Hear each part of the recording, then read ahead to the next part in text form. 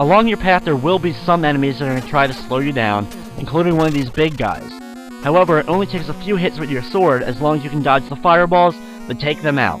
Most of the enemies you'll be able to just avoid as you're walking through these paths.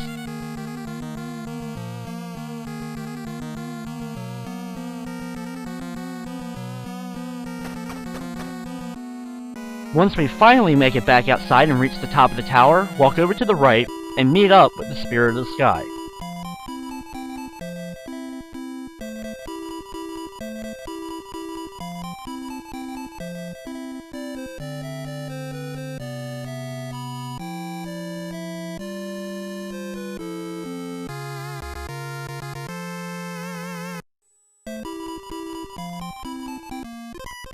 The Spirit of the Sky will give us the blue crystal.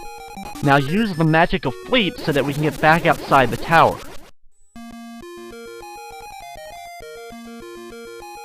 Once you're back outside, head over to the left 2 screens, re-enter the tower, and start working your way up again. This one is just like the previous one. It's still a very long and winding path with a few enemies, but overall it's just a pretty boring way as we make our way up.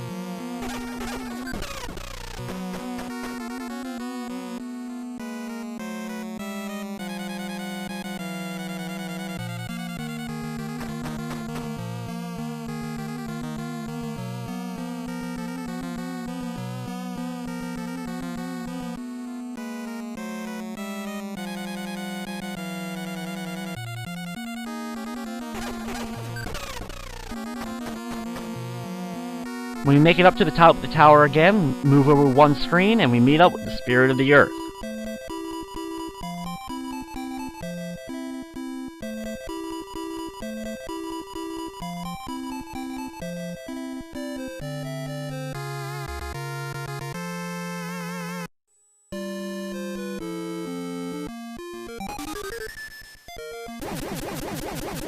Use the magic of Fleet to once again exit the tower, as we now have both the blue and red crystals. Head over 1 screen and enter this area to get the Crest of the Spirits.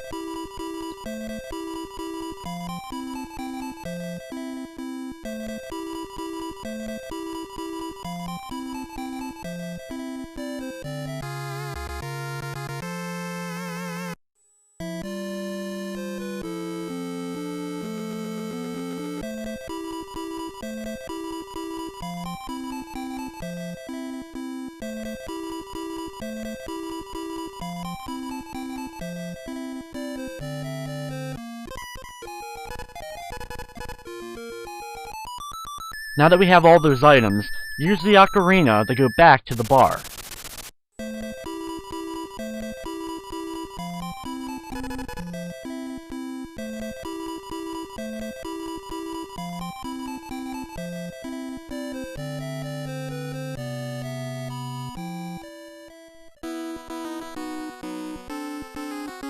From the bar, head back to the right and use the underwater area, but we'll be now going to a different area.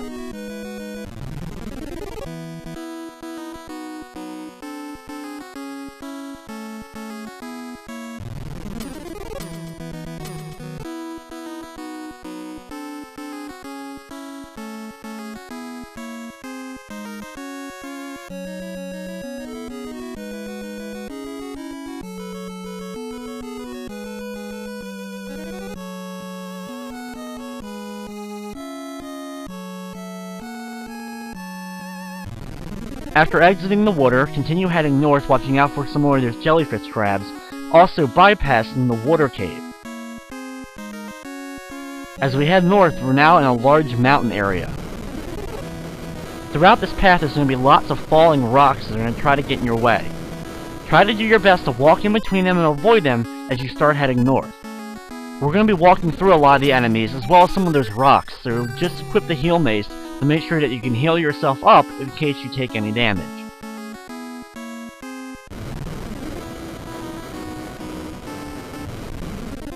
Our goal for traveling along this mountain is going to be finding a magic monster bone. It will actually allow us to turn into a monster so that we can bypass some areas. Along this path you can see a lot of the enemies are red, so we have even more versions of the skulls that we've seen earlier on in the game.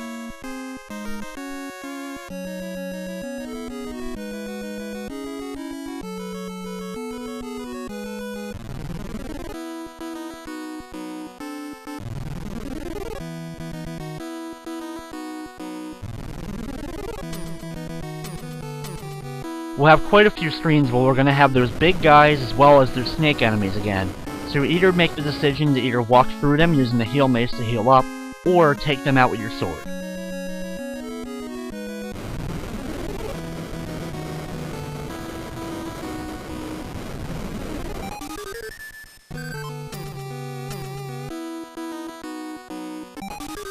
Up here inside this chest is the magic bone.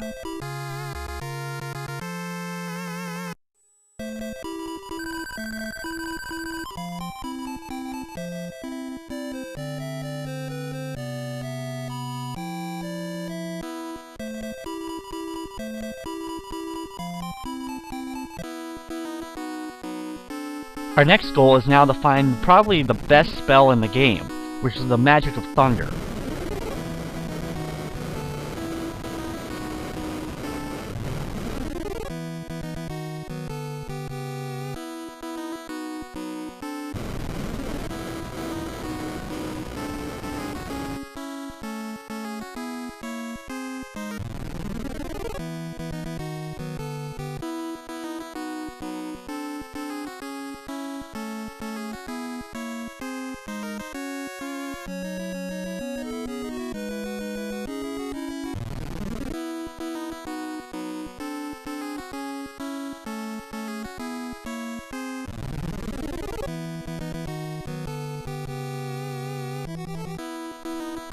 When we go down here, equip the Magical Bombard, and use it in order to take out the big floating eyes to the left. Doing so will instantly take it out and grant you a lot of experience. That's the enemy that we will actually be training on later on in the game in another spot.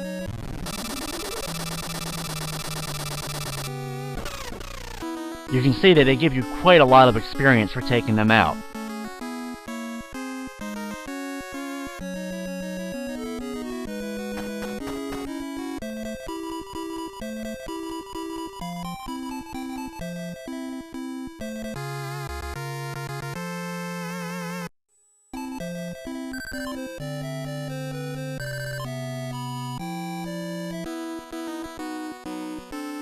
With the Magic of Thunder, as well as the magic to turn into a monster, our goal is now to head to the next dungeon of the game.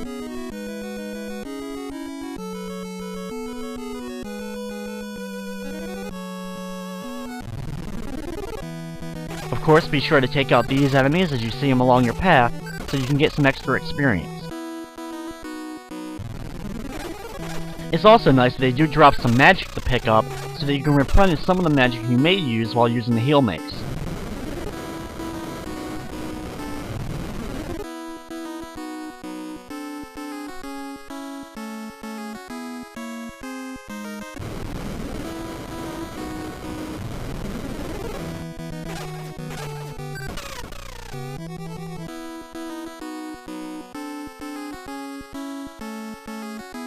make sure that you still have the bombardment